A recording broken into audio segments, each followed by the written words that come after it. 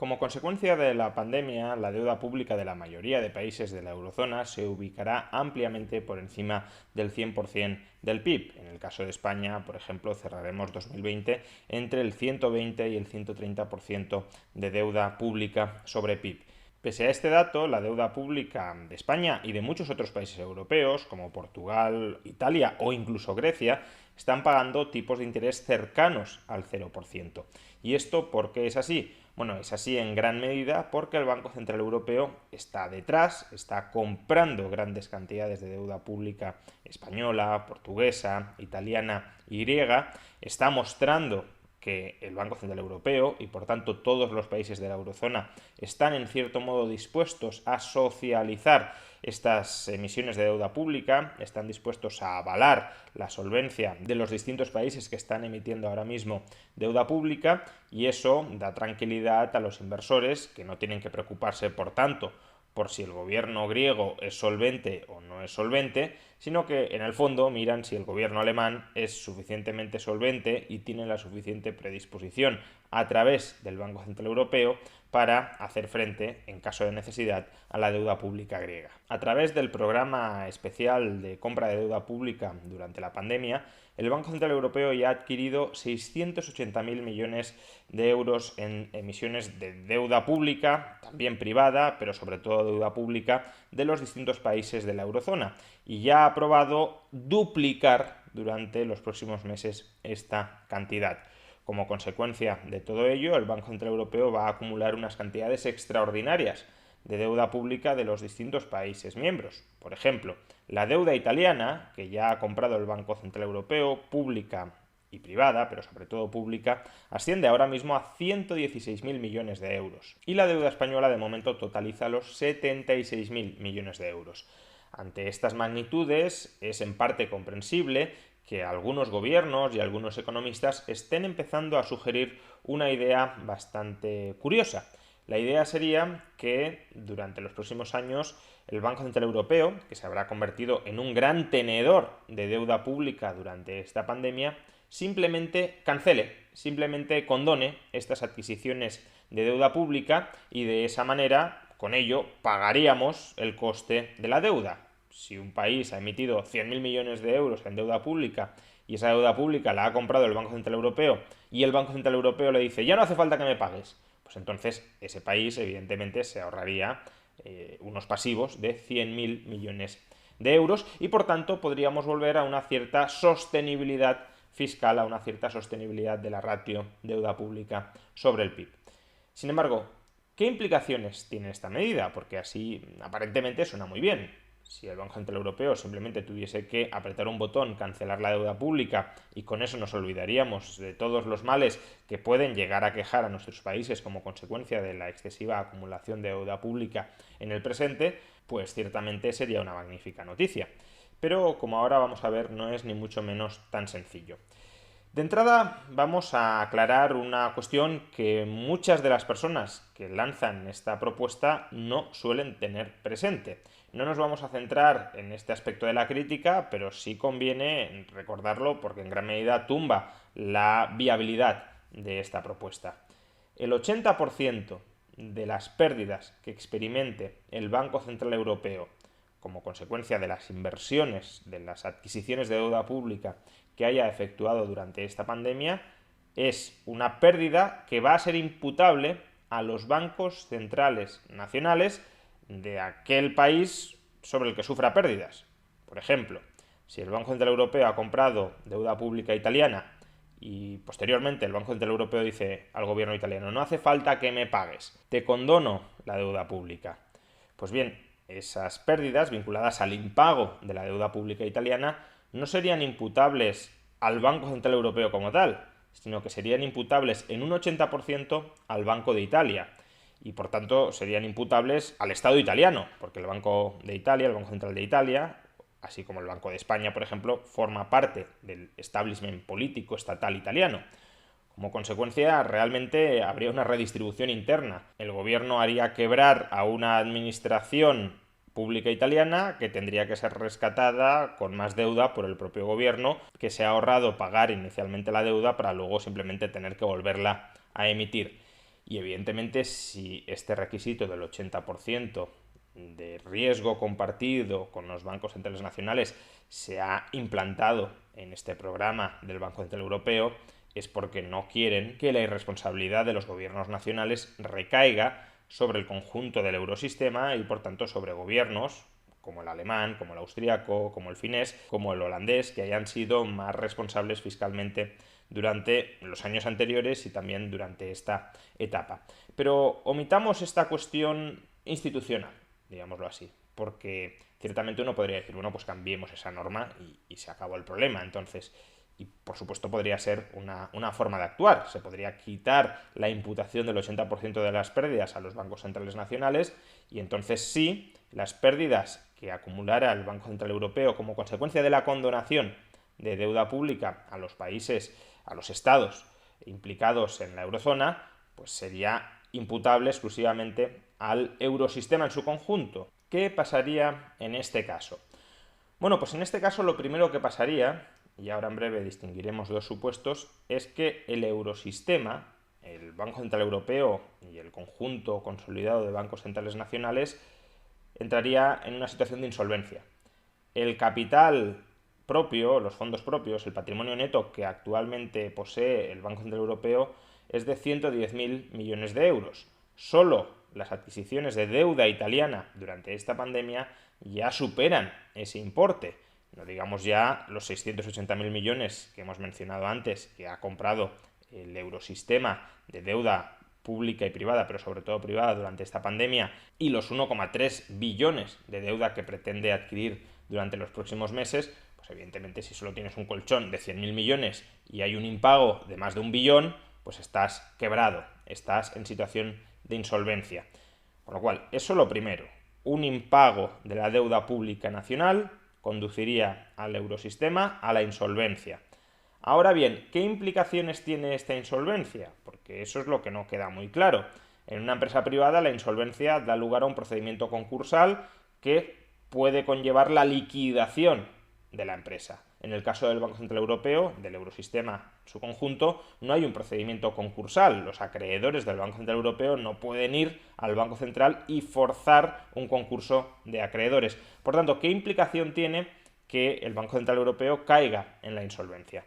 Bueno, aquí es donde debemos distinguir dos supuestos. Primer supuesto, que el Banco Central Europeo, el eurosistema en su conjunto, no cuente, y así lo especifiquen los distintos Estados miembros, con el apoyo fiscal de los gobiernos europeos. Básicamente que los gobiernos europeos digan, Banco Central Europeo, eurosistema, ustedes están quebrados, ustedes se apañan con esa situación de insolvencia. Nosotros no vamos a inyectar ni siquiera, aunque sea necesario, 1 euro más de nuestros contribuyentes en su patrimonio neto. Ya adelanto que este escenario no es ni mucho menos el más probable, pero conviene que lo examinemos para ver cuáles serían los efectos de producirse. Bueno, en ese caso, si el eurosistema se declara en situación de insolvencia, lo que significa es que el conjunto de los activos del eurosistema son inferiores en valor al conjunto de los pasivos del eurosistema. Los pasivos del eurosistema son esencialmente los euros, tanto físicos, tanto en papel como virtuales, en depósitos del Banco Central Europeo, que están emitidos hasta este momento. Muchas personas no entienden exactamente cómo el euro puede ser un pasivo si teniendo 1 euro no tenemos exactamente derecho a nada.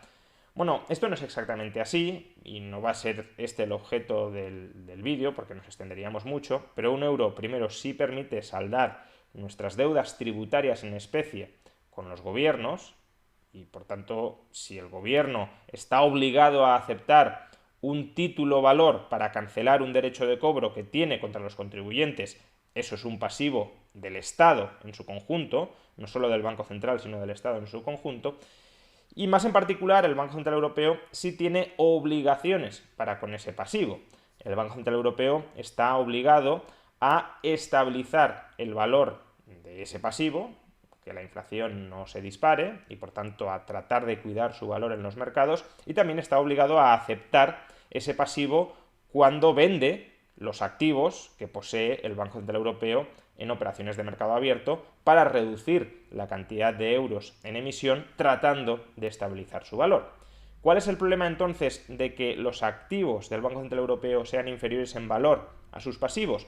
Pues esencialmente que el Banco Central Europeo, el eurosistema en su conjunto, carecería de herramientas propias, carecería de instrumentos, carecería de activos suficientes como para estabilizar el valor del euro en caso de que su demanda, en caso de que el atesoramiento de euros sufriera un desplome considerable.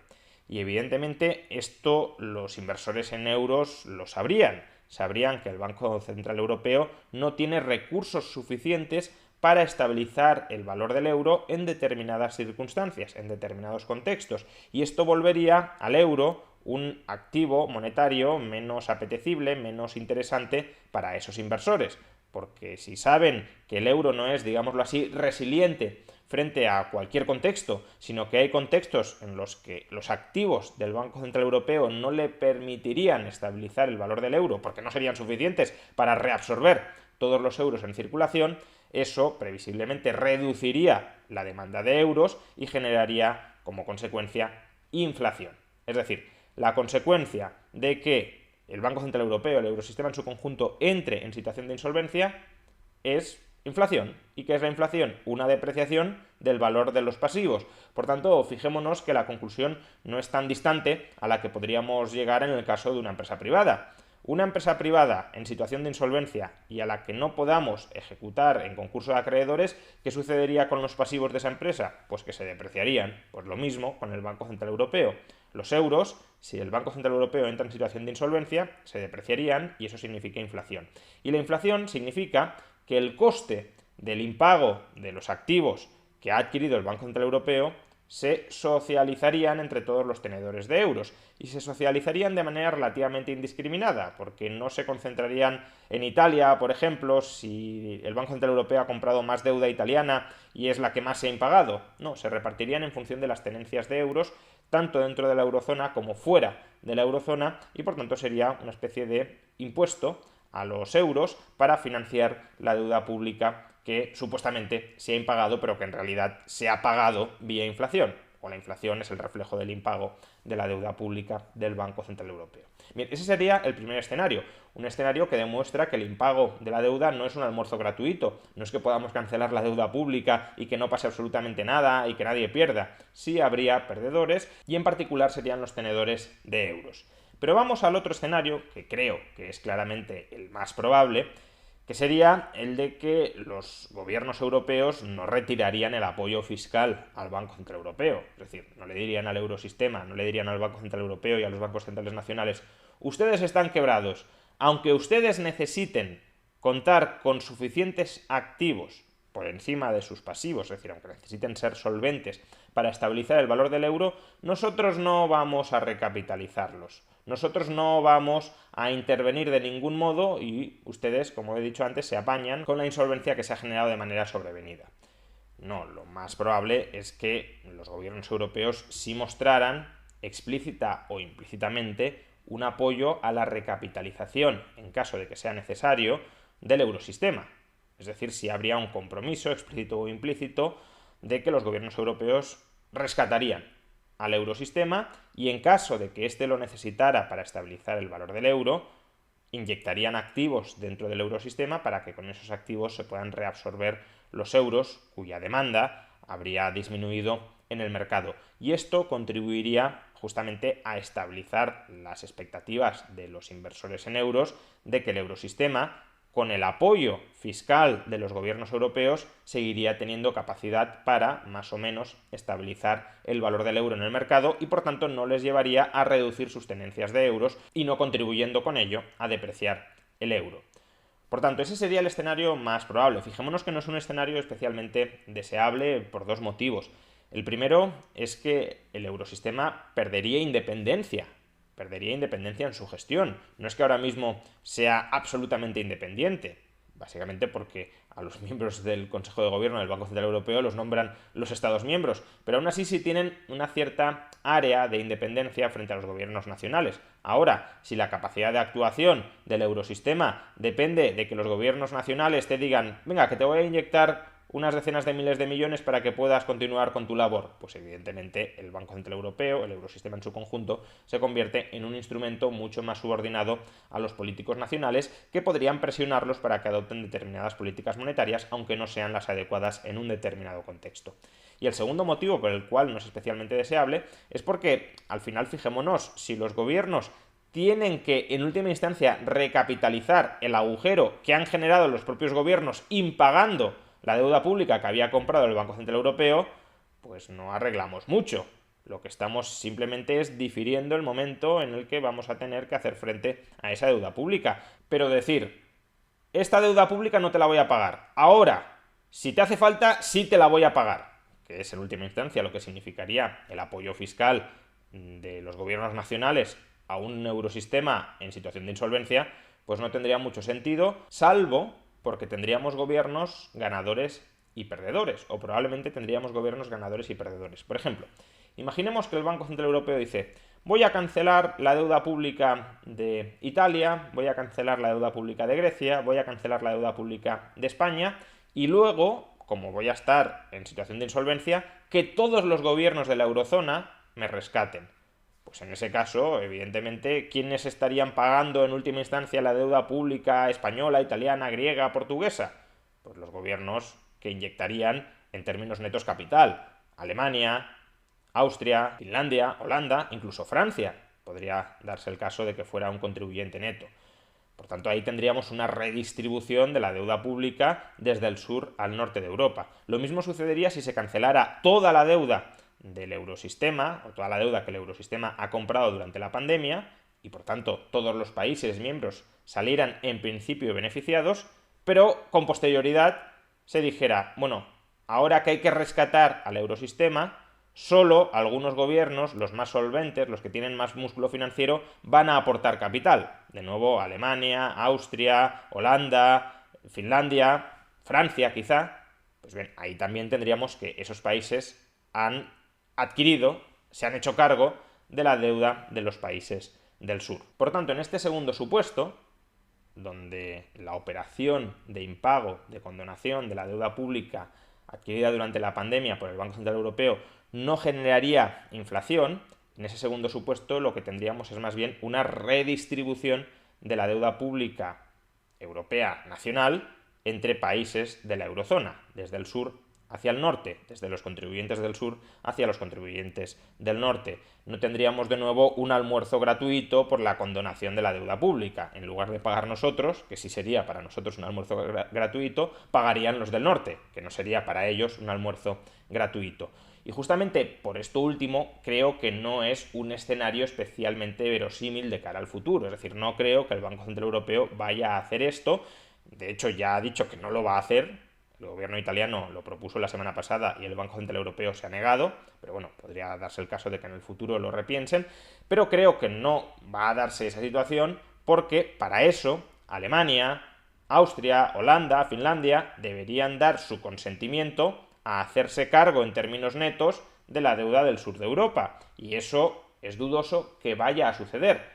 Cosas más raras han pasado, todo puede pasar, pero en principio no parece la opción, el camino más probable a seguir durante los próximos años. Por tanto, en lugar de empezar a hacernos trampas al solitario, diciendo que España se está endeudando mucho y por tanto vamos a tener una situación de tensión fiscal futura, pero no va a pasar nada porque vamos a conseguir que el Banco Central Europeo nos condone la mayor parte de esa deuda pública y con eso sanearemos nuestras finanzas, en lugar de hacernos esas trampas al solitario, porque eso es algo que resulta muy improbable que termine sucediendo, más valdría que empezáramos a pensar de verdad cómo vamos a reconducir el excesivo endeudamiento público que estamos acumulando hoy, y que es excesivo, insisto, no solo porque un 120-130% del PIB para un estado como el español, que estuvo a punto de quebrar con un 90% de deuda sobre PIB, pues se antoje excesivo, sino porque durante los próximos años, durante las próximas 2 o 3 décadas, vamos a acumular otros 50 o 60 puntos de deuda sobre PIB